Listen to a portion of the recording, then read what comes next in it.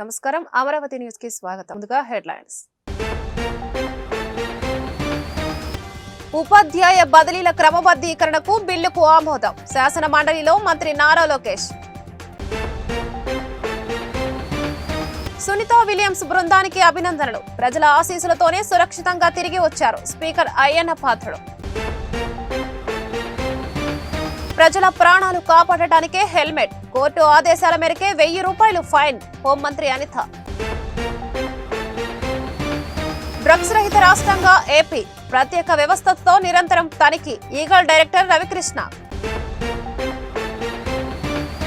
9 నెలల పాటు అంతరిక్షంలో చిక్కుకుపోయిన భారత సంతతి వ్యోమగామి సునీతా విలియమ్స్ ఎట్టకేలకు పుడమిని చేరుకున్నారు.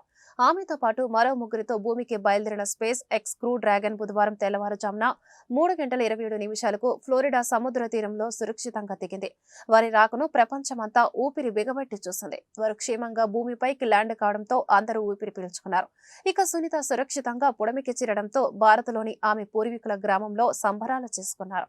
Dragon had an on-time splashdown. Looks like we're getting our next crew member here. That is none other than Sunny Williams. Big smile, big waves. She, like her other crew members, now will be assisted onto the mobility aid. And there we have it, some waves, some thumbs up and some smiles. YS Jagan కి మరో shock తగిలింది. YCP senior నేత MLC మర్రి రాజశేఖర్ ఆ పార్టీకి మండలి సభ్యత్వానికి రాజీనామా చేశారు. గుంటూరు జిల్లా చిలకలూరిపేట నుంచి గతంలో కాంగ్రెస్ ఎమ్మెల్యేగా గెలుపొందిన మర్రి రాజశేఖర్ వైసీపీ ఆవిర్భావంతో జగన్ చెంతకు చేరారు. వైసీపీ ప్రతిపక్షంలో ఉండగా ఎన్నో పోరాటాలు చేసి పార్టీని పటిష్టపరిస్తే 2019 ఎన్నికలకు ముందు జగన్ సీటు ఇవ్వకుండా జలక్కిచ్చారు. విడుదల రజనీకి సీటు ఇస్తూ అధికారంలోకి రాగానే తొలి ఎమ్మెల్సీ సీటు రాజశేఖర్కి ఇస్తామంటూ ప్రజలందరి ముందు జగన్ ప్రమాణం చేశారు. భారత సంతతి వ్యోమగామి సునీతా విలియమ్స్ బృందానికి ఆంధ్రప్రదేశ్ శాసనసభ అభినందనలు తెలిపింది. సునీతా విలియమ్స్ భూమిపైకి సురక్షితంగా తిరిగి రావడం శుభ పరిణామమని స్పీకర్ చింతకాయల అయ్యన్న పాత్రుడు అన్నారు. అంతరిక్షంలో 286 రోజులు గడిపిన సునీతకు ఇది 3వ అంతరిక్ష యాత్ర కాగా మొత్తం 608 రోజులు అంతరిక్షంలో గడిపిన ఘనత సాధించారని కొనియాడారు.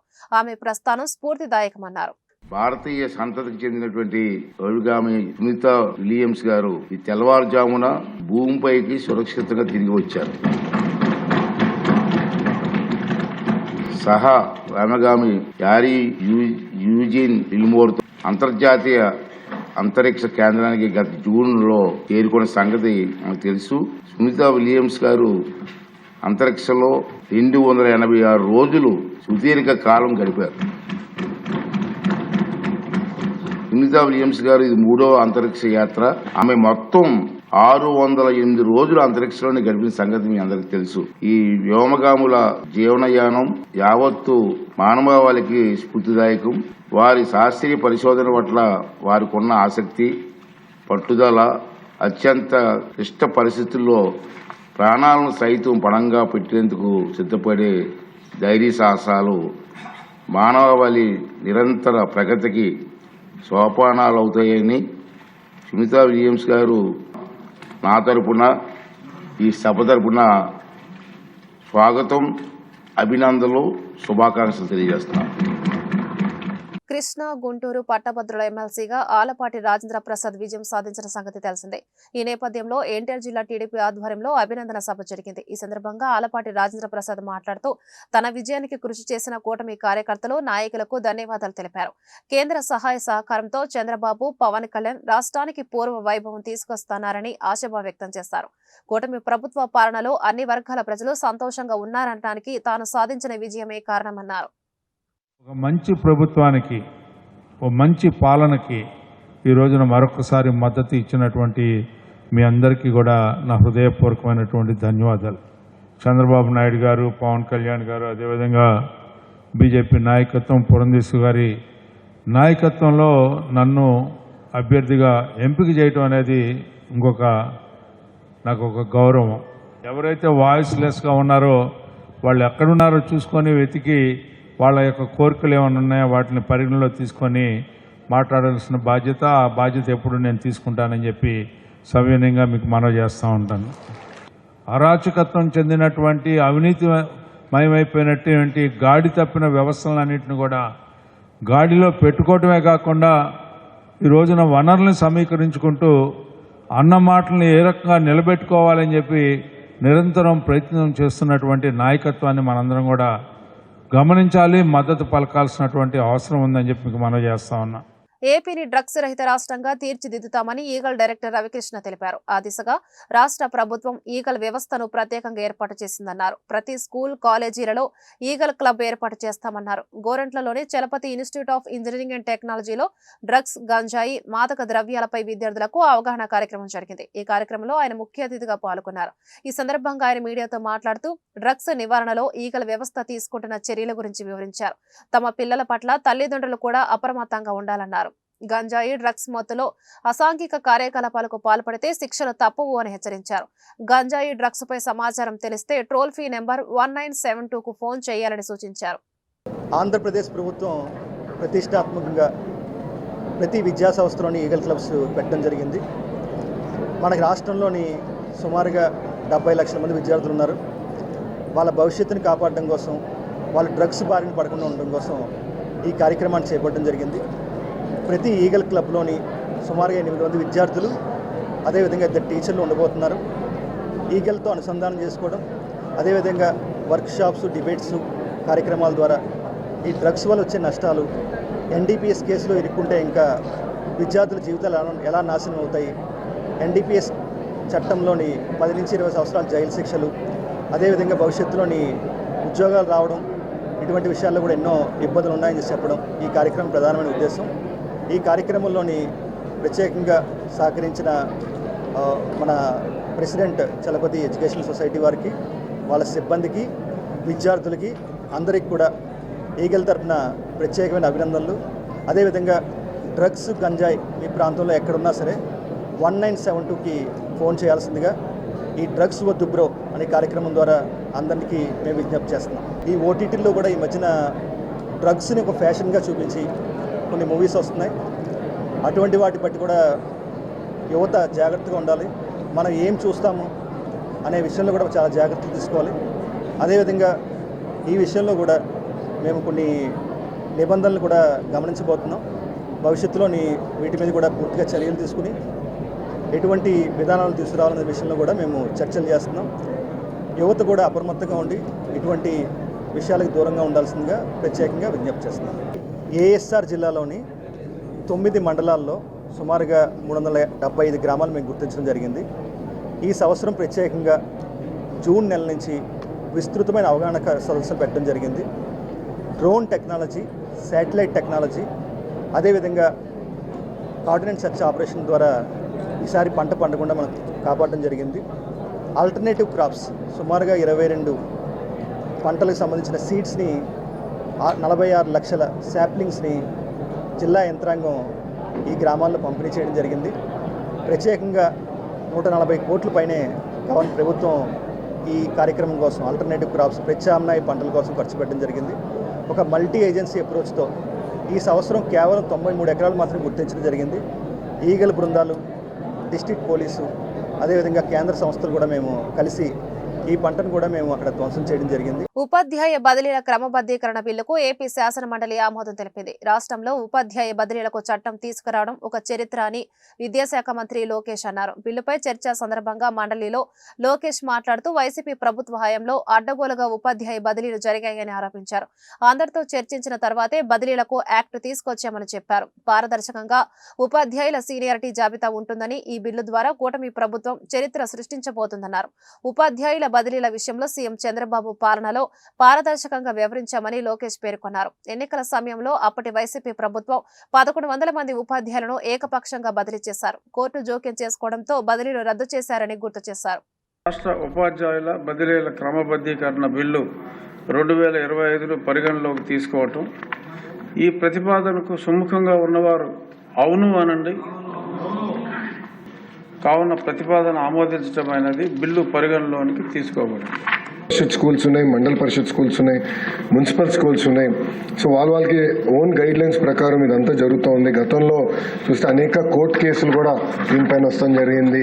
మళ్ళీ కంటెంప్ట్ ఆఫ్ కోర్టు కూడా అవుతాం జరిగింది అధ్యక్ష. అందుకే ఒక యూనిఫైడ్ యాక్ట్ తీసుకొస్తే బాగుంటుంది ఆలోచనతో ఈ ప్రతిపాదన పెడతాం జరిగింది అధ్యక్ష. గత ప్రభుత్వంలో మీరు కానీ చూస్తే అడ్డగోలుగా ట్రాన్స్ఫర్లు చేశారు, వాళ్ళు ఇష్టరాజ్యంగా చేశారు, ఎక్కడ ఒక పద్ధతులు పాటించకుండా చేశారు అధ్యక్ష. అంతేకాదు అధ్యక్ష, ఎలక్షన్ టైంలో అధ్యక్ష బ్యాన్ పీరియడ్లో కూడా 1100 మంది ఉపాధ్యాయుల్ని ఏకపక్షంగా ట్రాన్స్ఫర్ చేశారు. అది కోర్టుకి వెళ్ళి మళ్ళీ తిరిగి కోర్టే కొట్టించే పరిస్థితికి వచ్చారు అధ్యక్ష. కావాలని కొంతమందిని రాజకీయ కక్షతో ట్రాన్స్ఫర్ కానికుండా కూడా ఆనాడు ఇబ్బంది పెడతాం కూడా జరిగింది అధ్యక్ష. ఇంకో పక్కన చూస్తే అధ్యక్ష, గడిచిన 5 సంవత్సరాలు అనేక లిటిగేషన్లు వచ్చినాయి. హైకోర్టు కూడా ఈ ట్రాన్స్ఫర్ ఉత్తర్వుల్ని ఇది కరెక్ట్ కాదని చెప్పి మళ్ళీ గైడ్ లైన్స్ నిబంధనల విరుద్ధంగా ఉన్నాయని చెప్పి అది కూడా మళ్ళీ తీయాస్తం జరిగింది అధ్యక్ష. అనేక సార్లు కోర్టు కూడా ఇంటర్వ్యూన్ అయ్యి ఈ ట్రాన్స్ఫర్లో ఇబ్బంది పెడతామని జరిగింది అధ్యక్ష. ఎక్స్టర్నల్ ఇన్ఫ్లుయెన్స్ తగ్గించి ఎక్కువ ఉపాధ్యాయులు చదువులు చెప్పాలి, ఆ పవిత్రమైన బాధ్యత వాళ్ళకి అప్పగించాలన్న ఆలోచనలో మన ప్రభుత్వం ఉంది అధ్యక్ష. అంతేకాకుండా ఒక ట్రాన్స్పరెన్సీ, అకౌంటబిలిటీ ఈ ఆన్లైన్ ద్వారా తీసుకొద్దాం అనే ఒక ఆలోచన పెట్టుకున్నాం. ఇంకో పక్కన ఒక గ్రీవెన్స్ రిడ్రెసల్ మెకానిజం కూడా దీంట్లో పొందుపరచడం జరిగింది. ఒక సంస్కరణ తీసుకురావాలంటే 1 కాదు 2 కాదు 10 సార్లు సంఘాలతో కూర్చుంటున్నాం, ఉపాధ్యాయులతో కూర్చుంటున్నాం, ప్రజాప్రతినిధులతో కూర్చున్న తర్వాతనే ఈ నిర్ణయాలు తీసుకుంటాం జరుగుతుంది అధ్యక్ష. ఎన్టీఆర్ జిల్లా కొండపల్లి సమీపంలోని NTTPS కోల్ ప్లాంట్ లో అగ్ని ప్రమాదం జరిగింది. కోల్ ప్లాంట్ TP94A2 బెల్ట్ వద్ద భారీగా మంటలు ఎగిసిపడ్డాయి. అగ్నిమాపక సిబ్బంది మంటలు ఆర్పేందుకు యత్నిస్తున్నారు. ఈ ఘటనకు సంబంధించిన పూర్తి వివరాలు తెలియాల్సి ఉంది. అఖిల భారత యువజన సమైక్య 17వ జాతీయ మహాసభలు తిరుపతి నగరంలో మే 15వ తేదీ నుంచి 18వ తేదీ వరకు జరుగుతాయని ASF రాష్ట్ర కార్యదర్శి బందేల నాజర్జీ, AAYF రాష్ట్ర సహాయ కార్యదర్శి సుబ్బాని తెలిపారు. గుంటూరు కొత్తపేటలోని CPI కార్యాలయంలో ఏర్పాటు చేసిన మీడియా సమావేశంలో జాతీయ మహాసభల లోగోను వారు ఆవిష్కరించారు. ఈ సందర్భంగా మాట్లాడుతూ జాతీయ మహాసభలకు దేశ నలుమూలల నుంచి AAYF ప్రతినిధులతో పాటు జాతీయ నాయకత్వం పాల్గొంటుందని తెలిపారు. యువతను చైతన్యపరచడం, యువతలో సామాజిక స్పృహను పెంపొందించడమే ఈ మహాసభల ప్రధాన లక్ష్యమన్నారు. కేంద్ర రాష్ట్ర ప్రభుత్వాలు అవలంబిస్తున్న ప్రజా వ్యతిరేక నిరంకుశ పాలన, అలాగే నిరుద్యోగ సమస్య, విద్య, వైద్యం, ఉపాధి హక్కులపై ఈ మహాసభలలో చర్చ జరుగుతుందన్నారు. ఎన్నికల హామీలను అమలు చేయడంలో ప్రధాని నరేంద్ర మోడీ, రాష్ట్ర ముఖ్యమంత్రి చంద్రబాబు విఫలమయ్యారని ధ్వజమెత్తారు. ఈ కార్యక్రమంలో AAYF నేతలు వలి, జంగాల చైతన్య, రెహమాన్ తదితరులు పాల్గొన్నారు. బందేల నాసర్జీ, AISF రాష్ట్ర ప్రధాన కార్యదర్శి, అఖిల భారత యువజన సమాఖ్య AAYF జాతీయ మహాసభలు మే 15 నుండి 18 వరకు తిరుపతి నగరంలో నిర్వహించబోతా ఉన్నాం. ఆ సందర్భంగా ఈరోజు రాష్ట్ర వ్యాప్తంగా కూడా AAYF రోజు పోస్టర్ను ఆవిష్కరణ జరుగుతూ ఉంది, లోగోను. అందులో భాగంగా గుంటూరులో కూడా అఖిల భారత యువజన సమాఖ్య జాతీయ మహాసభల లోగోను ఆవిష్కరణ జరిగింది. ప్రధానంగా ఈ జాతీయ మహాసభలకు దేశవ్యాప్తంగా యూత్ ఫెడరేషన్ వంటి నిత్యం నిరుద్యోగ సమస్యల మీద, అదేవిధంగా విద్యా సమస్యల మీద పోరాటటువంటి నాయకులు తిరుపతి నగరానికి హాజరవుతా ఉన్నారు. ఈ మహాసభల్లో దేశవ్యాప్తంగా ఉన్నటువంటి నిరుద్యోగ సమస్యల మీద, రాష్ట్ర వ్యాప్తంగా నిరుద్యోగ సమస్యల మీద చర్చించి భవిష్యత్తు కార్యాచరణ రూపొందించుకోవడం జరుగుతూ ఉంది. ప్రధానంగా దేశంలో నరేంద్ర మోడీ అధికారంలోకి వచ్చిన తర్వాత ఈరోజు దేశవ్యాప్తంగా ప్రతి సంవత్సరం 2 కోట్ల ఉద్యోగాలు ఇస్తా ఉన్నారు. 2 కోట్లు కాదు కదా, కనీసం 2 లక్షలు కూడా ఉద్యోగాలు భర్తీ చేయలేని పరిస్థితి దేశం నెలకొంటా ఉంది. ఈ రాష్ట్రంలో ప్రభుత్వాలు మారుతా ఉన్నా కూడా కనీసం నిరుద్యోగుల జీవితాలను పట్టించుకునే పరిస్థితి ఈ రాష్ట్రం నెలకొంది. గతంలో చూసుకుంటే వాలంటీర్ ఉద్యోగాలు చేసి ఎంతో కొంత 4 లక్షల మందికి ఉపాధి కల్పించారు. మీకేం భయం లేదు, పూచి మాది, మీలో డిగ్రీ చదువునుండి వాలంటీర్స్ కి మీకు ప్రత్యేకంగా మరొక ఉపాధిని కేటాయించి 10,000 రూపాయలు జీతం ఇస్తానటువంటి ఈ కూటమి ప్రభుత్వం అధికారంలోకి వచ్చిన తర్వాత వాలంటీర్ వ్యవస్థ కనీసం పట్టించుకోవడం లేదు. ఈరోజు మేము ప్రశ్నిస్తా ఉన్నాం రాష్ట్ర ప్రభుత్వాన్ని, కూటమి ప్రభుత్వాన్ని. AAYF గా వాలంటీర్ల వేదన ఈ కూటమి ప్రభుత్వానికి కనపడలేదా అని చెప్పినటువంటి ప్రశ్న మేము ప్రశ్నిస్తా ఉన్నాం. ప్రధానంగా ఈ రాష్ట్రంలో కూటమి ప్రభుత్వం ఎన్నికల హామీల్లో భాగంగా 20 లక్షల ఉద్యోగాలు ప్రకటిస్తామని హామీ ఇచ్చింది. ఒక పక్క చేతిలో సర్టిఫికెట్లు లేక అనేక మంది డిగ్రీలు, బీటెక్ చేసిన విద్యార్థులు, సర్టిఫికెట్లు లేనటువంటి విద్యార్థులు రాష్ట్రంలో 12 లక్షల మంది ఉన్నారు. 12 లక్షల మంది విద్యార్థుల చేతిలో సర్టిఫికెట్లు లేకపోవడానికి కారణమైనటువంటి ఈ కూటమి ప్రభుత్వం 20 లక్షల ఉద్యోగాలు ప్రకటిస్తామంటే రోజు అది హాస్యం. కాబట్టి రాష్ట్రంలో ఎక్కడ పూర్తి స్థాయిలో కంపెనీ కూడా రాలేదు. ఈ భారతదేశంలో నా అంత సీనియర్ ముఖ్యమంత్రి ఎవరు లేరు. ఈ భారతదేశంలో మోడీ గారు నేనే సీనియర్ని. సంపద సృష్టించి సంక్షేమం చేసినటువంటి ఈ నారా చంద్రబాబు నాయుడు గారు అధికారంలోకి వచ్చిన తర్వాత నిరుద్యోగులకు ఉద్యోగాలు భర్తీ చేయమంటే ఏదైతే రాజకీయ నిరుద్యోగులు ఉన్నారో వారు భర్తీ చేయడానికి ప్రధానంగా వైసీపీలో మేయర్లు కానివ్వండి, ఇతర కార్పొరేషన్ల పదవులు ఉన్నటువంటి వారిని కానివ్వండి బెదిరించి భయభ్రాంతులకు గురి చేసి రాజీనామాలు చేయించి కూటమి నాయకులకి ఈ రోజు వాళ్ళ పదవులు అప్పచెప్పి వారు రాజకీయ నిరుద్యోగాలు లేకుండా చేస్తా ఉన్నారు. కాబట్టి స్పష్టంగా తెలియజేస్తా ఉన్నాం, మీరు నిరుద్యోగ సమస్య ప్రకటించకపోతే మాత్రం రాష్ట్ర వ్యాప్తంగా ఆందోళన కార్యక్రమం చేపడతాం. 9వ తేదీ నుంచి 18వ తేదీ వరకు జరగడం జరుగుతుంది. ఈ కార్యక్రమం, ఈ మహాసభల ఉద్దేశం ఏంటంటే యువతను చైతన్యపరిచి యువతలో సామాజిక స్పృహను నెలకొల్పడమే ఈ మహాసభల విషయం వచ్చేసి. దాని తర్వాత ఈ మహాసభలకి జాతీయ నాయకులు, ఏఐవైఎఫ్ జాతీయ అధ్యక్షులు సుఖ్జీందర్ మహేశ్వరి, జాతీయ ప్రధాన కార్యదర్శి ఆర్ తిరుమల రామన్తో పాటు ఎంపీ సంతోష్ గారు, వినయ్ విశ్వం గారు, దేశ నలుమూలల నుంచి యువత, ఏఐవైఎఫ్ జాతీయ రాష్ట్ర నాయకులు కూడా పాల్గొనడం జరుగుతుంది. ముఖ్యంగా ఈ మహాసభల్లో కేంద్ర రాష్ట్ర ప్రభుత్వాలు అవలంబిస్తున్నటువంటి ప్రజా వ్యతిరేక, నిరుద్యోగ వ్యతిరేక విధానాలను చర్చించి ఆ ఉద్యమాలు రూపొందించి ఆ ఉద్యమాల వైపు యువతను ఏ విధంగా తీసుకురావాలని మహాసభలో చర్చించి ఆ ఉద్యమాల వైపు వెళ్ళడం జరుగుతుంది. వాహన చోదకులకు శిరస్త్రాణం అమలు, జరిమానాలపై ఆంధ్రప్రదేశ్ శాసన మండలిలో ఆసక్తికర చర్చ జరిగింది. హెల్మెట్ లేని వారి నుంచి 1000 జరిమానా వసూలు చేయడం పట్ల ప్రజల్లో అసంతృప్తి ఉందని టీడీపీ సభ్యులు తెలిపారు. దీనిపై హోంమంత్రి అనిత సమాధానమిచ్చారు. 2020లో కేంద్రం చేసిన చట్టం, సుప్రీంకోర్టు ఆదేశాల ప్రకారమే రాష్ట్రంలో జరిమానా వసూలు చేస్తున్నామని తెలిపారు. ప్రస్తుతం రాష్ట్రంలో కొన్ని చోట్ల మాత్రమే ప్రయోగాత్మకంగా దీన్ని అమలు చేస్తున్నట్లు చెప్పారు. ప్రజల ప్రాణాలు కాపాడాలన్నదే ప్రభుత్వం, పోలీసుల ఉద్దేశమని అనిత స్పష్టం చేశారు. మంత్రి గారికి కూడా నేను ఎవరు ఫోన్ చేశారు అధ్యక్ష, వేల రూపాయలు మన రవాణా శాఖ మంత్రి గారికి ఫైన్లు వేస్తున్నారని చెప్పి ఆయన దృష్టికి ఎవరో మా కార్యకర్తలు ఫోన్ చేయడం అధ్యక్ష. దీన్ని ఇట్లాంటి లేకోకుండా కొంచెం పద్ధతిగా హెల్మెట్ ధరించడం కంపల్సరీ, దాన్ని స్మూత్ గా రన్ చేయాలని చెప్పి విజ్ఞప్తి చేస్తాం. రోడ్ యాక్సిడెంట్ లో ఆ డ్రైవర్ లైఫ్ అనేది చాలా వాల్యూ అధ్యక్ష, దాన్ని మనం కాదంటలేదు. మేము కూడా ప్రాక్టికల్ గా హెల్మెట్ లేకపోతే చిన్న రోడ్ల మీద ప్రయాణించే వాళ్ళు కూడా కింద పడి తలకు దెబ్బ తగిలి చనిపోయిన సంగతి మేము చూసాం. హెల్మెట్ పెట్టొద్దని అక్కడ చెప్పం. 1000 రూపాయలు పెనాల్టీ అంటున్నారు. నేను బెంచ్ సర్కిల్ దగ్గర చాలా సార్లు చూసాం అధ్యక్ష. విజయవాడలో వెహికల్ ఆపి తాళం తీసేసుకుంటారు. ఫస్ట్ మేము పోలీస్ డిపార్ట్మెంట్ ని మీ ద్వారా రిక్వెస్ట్ చేసిందంటే హోమ్ మినిస్టర్ గారు ఇవ్వాల్సింది, is not a criminal, neither he is offender.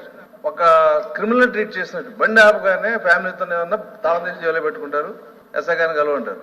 ఆయన పేరు అడిగి 1000 రూపాయలు రాసేస్తారు. అంటే 1000 రూపాయలు పెట్టుకుని ఎంతమంది 2 వీలర్ మీద వెళ్తారు అధ్యక్ష? రూల్స్ ఇంప్లిమెంట్ చేయడంలో తప్పు నేను చెప్పను. కఠినమైన నేరాలకి కఠినమైన శిక్షణ ఉండాల్సిందే. ఇది కఠినమైన నేరమా కాదా అనేది కూడా మనకు కొంత డిస్క్రిమినేషన్ ఉండాలి. 2021లో అధ్యక్ష 2577 మంది చనిపోయారు అధ్యక్ష, కేవలం హెల్మెట్ లేకపోవడం వల్ల. ఇక్కడ మీరే ఆలోచించుకోవాలి. ఈ 1000 రూపాయల ఫైన్ అన్నది రాష్ట్రంలో అన్ని చోట్ల కూడా మొదలు పెట్టలేదు, టు బి ఇంప్లిమెంటెడ్. ఇంకా ఇంప్లిమెంట్ చేయడానికి మేము ఒక ఎక్సర్సైజ్ చేస్తున్నాం. కానీ కొన్ని చోట్ల పైలట్ ప్రాజెక్ట్ కింద కొంత మూవ్మెంట్ అనేది జరిగింది. మీరు అక్కడ ఉన్న జరిగిన సిచ్యువేషన్ మీరు చెప్తున్నారు, కానీ స్టేట్ మొత్తంలో ఎక్కడ 1000 రూపాయలు ఛానల్ అన్నది ఇంకా లేదు, టు బి ఇంప్లిమెంటెడ్. కానీ దీని మీద కూడా అవేర్నెస్ క్రియేట్ చేసిన తర్వాతనే పెట్టాలని గౌరవ ముఖ్యమంత్రి గారి ఆదేశాల మేరకు ఇంకా అవేర్నెస్ ప్రోగ్రామ్స్ మేము కండక్ట్ చేస్తున్నాం. 2022లో 3042 మంది చనిపోయారు అధ్యక్ష, కేవలం హెల్మెట్ లేని కారణంగా. 2023లో 3108 మంది చనిపోయారు. 2024లో 3400 మంది చనిపోయారు అధ్యక్ష. అంటే ఒక హెల్మెట్ లేని కారణంగా చనిపోయిన వాళ్ళ సంఖ్య చూస్తున్నాం. అదేవిధంగా ఇంజూరియస్ పర్సన్స్ చూస్తే డబల్ ట్రిపుల్ ఉన్నారు అధ్యక్ష. మనమే వెళ్తుంటాం రోడ్డు మీద, ఎవరినో చూస్తాం, వాడు కొత్తగా బండి కొనుక్కుంటాడు, ఇలా వెళ్తుంటాడు అధ్యక్ష. వాడు చనిపోవడమే కాకుండా ఎవరిని ఎంతమందిని చంపేస్తాడో భయపడతాం మనం. నాకు ఇప్పటికీ అర్థం కాదు అధ్యక్ష. యావరేజ్ అని చూసుకుంటే 1,00,000 రూపాయల బండి, 1,00,000 రూపాయల బండి కొనుక్కునే వాళ్ళు 300 రూపాయలు పెట్టి హెల్మెట్ పెట్టుకోవడానికి ఏంటి అధ్యక్ష? తాళం తీసుకున్నాడు, రూట్ గా బిహేవ్ చేశాడు. రూట్ గా బిహేవ్ చేయడం కదా, టార్గెట్లు ఈ గవర్నమెంట్ లేదు. కంటాబద్ధంగా చెప్పగలను, రోడ్ ట్రాన్స్పోర్ట్ డిపార్ట్మెంట్ కి సంబంధించి టార్గెట్లు లేవు. మొన్న రీసెంట్ గా కృష్ణా బ్యారేజ్ మీద నేను చూసిన సంఘటన అధ్యక్ష. ఎన్నికల హామీ మేరకు కూటమి ప్రభుత్వం విద్యుత్ భారాలను తగ్గించాలని సిపిఎం నేతలు పాశం రామారావు, నేతాజీ డిమాండ్ చేశారు. లేని పక్షంలో వైసీపీకి పట్టిన గతే కూటమి ప్రభుత్వానికి పడుతుందని హెచ్చరించారు. బుధవారం గుంటూరు బ్రాడేపేటలోని సిపిఎం కార్యాలయంలో ఏర్పాటు చేసిన మీడియా సమావేశంలో విద్యుత్ షాకులు అనే బుక్లెట్ ను సిపిఎం నేతలు ఆవిష్కరించారు. ఈ మేరకు వారు మాట్లాడుతూ సబ్ ఛార్జీల పేరుతో రాష్ట్ర ప్రజలను పాలకులు దోపిడీ చేస్తున్నారని వివరించారు. 9 నెలల పరిపాలనా కాలంలో జగన్ ప్రభుత్వ విధానాలను ఆ రోజు వ్యతిరేకించినటువంటి ఈ కూటమి నాయకులు అధికారంలోకి వచ్చిన తర్వాత కూడా అవే విధానాల్ని మరింత తీవ్రతతో అమలు జరుపుతున్నారని చెప్పేసినటువంటిది సిపిఎం పార్టీ భావిస్తూ ఉంది. ప్రత్యేకించి విద్యుత్తు ఒప్పందాలకు సంబంధించి, అట్లా విద్యుత్తు బాధుడికి సంబంధించినటువంటి విషయంలో గతంలో జగన్ ప్రభుత్వం విధానాలని తెలుగుదేశం నాయకులు లోకేష్, చంద్రబాబు నాయుడు, అట్లాగే ప్రస్తుతం మంత్రులుగా ఉండేటువంటి వాళ్ళు అనేక మంది వ్యతిరేకిస్తూ దాని మీద కోర్టులకు కూడా వెళ్ళటం జరిగింది. దాదాపు 35,000 కోట్ల రూపాయలు సర్దుబాటు ఛార్జీల పేరు మీద జగన్ ప్రభుత్వం ప్రజల మీద భారాలు వేసింది.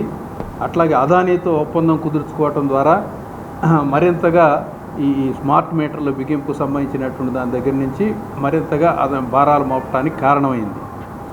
ఆ రోజు ఈ విధానాలన్నింటినీ వ్యతిరేకించినటువంటి ఈ కూటమి నాయకులు అధికారంలోకి వచ్చిన తర్వాత దానికి భిన్నమైనటువంటి పద్ధతులు వ్యవహరిస్తారని భావించారు.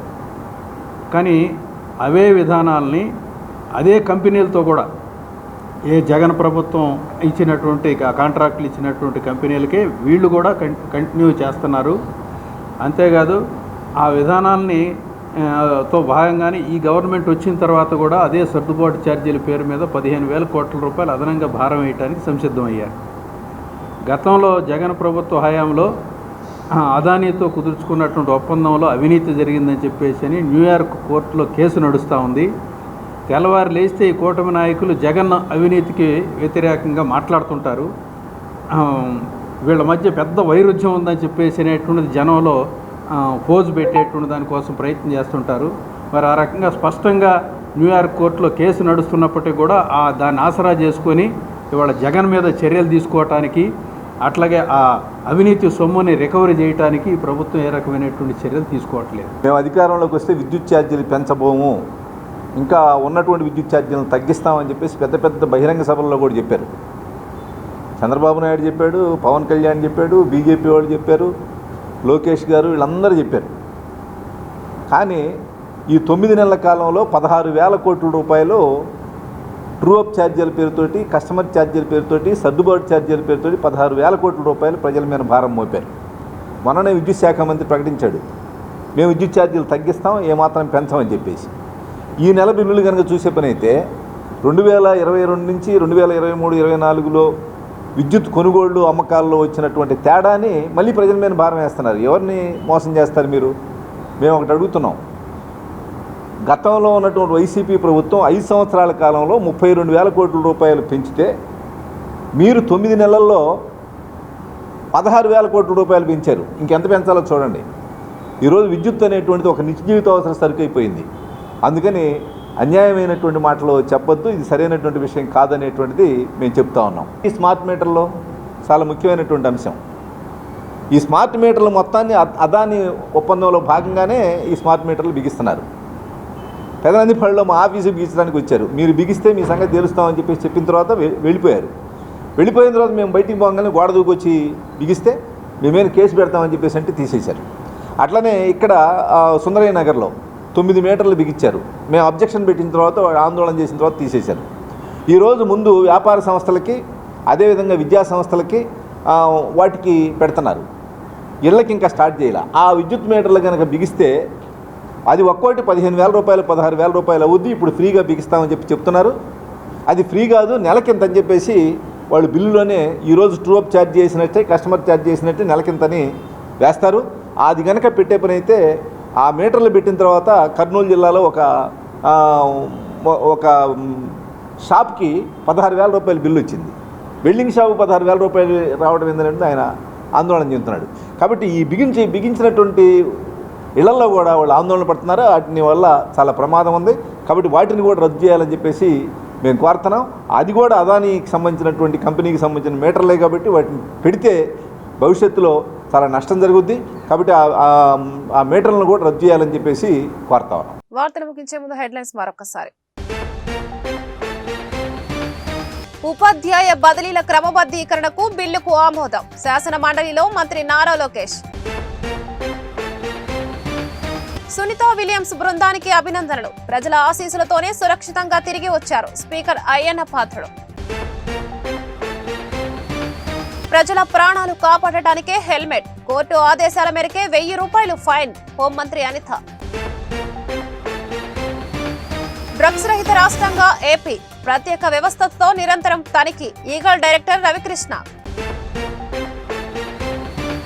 ఈ వార్తలు ఇంతటితో సమాప్తం. నమస్కారం.